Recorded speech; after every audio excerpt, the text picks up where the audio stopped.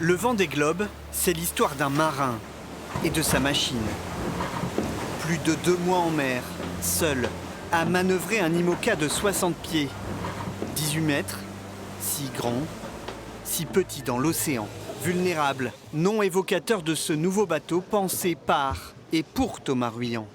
Ouais, j'ai vraiment le bateau dont je rêvais et que je voulais pour prendre le départ de ce tour du monde. La vraie particularité de ce nouveau bateau, c'est sa carène. On a voulu faire une carène pour mieux passer la mer du large et augmenter les vitesses moyennes. C'était vraiment l'idée de départ et le cahier des charges quand on a conçu le bateau. Le skipper dunkerquois a voulu un bateau plus docile. À bord, pas de révolution, juste un cockpit mieux protégé des éléments. Ici, la colonne qui me permet de faire tourner les winches. C'est comme un vélo finalement avec plusieurs vitesses. Je peux rien faire à la main. Il y a trop de tension, il y a des fois parfois plusieurs tonnes dans les cordages.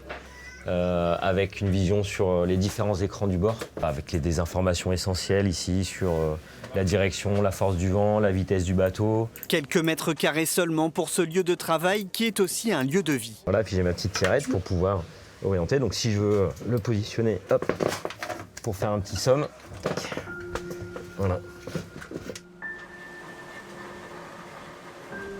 Je dors pas que dans ce siège, le siège il va me servir à faire quelques petites siestes. J'ai un gros matelas king size, bien épais, mémoire de forme et tout, dans lequel je peux vraiment faire des gros dodos. Alors les gros dodos, c'est 1 heure, 1 heure et demie, grand max. Il ne navigue pas pour une grande marque, il a baptisé son bateau Vulnérable. Rien à vendre, juste faire réfléchir. Derrière, il y a l'envie d'avoir un mouvement pour changer un peu le regard sur les vulnérabilités. C'est pas forcément un défaut ou...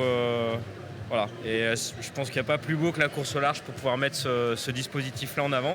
À 43 ans, Thomas Ruyant s'embarque dans son 3e tour du monde. Le rêve de ce père de 2 enfants n'est pas de le terminer, mais bien de gagner le Vendée Globe.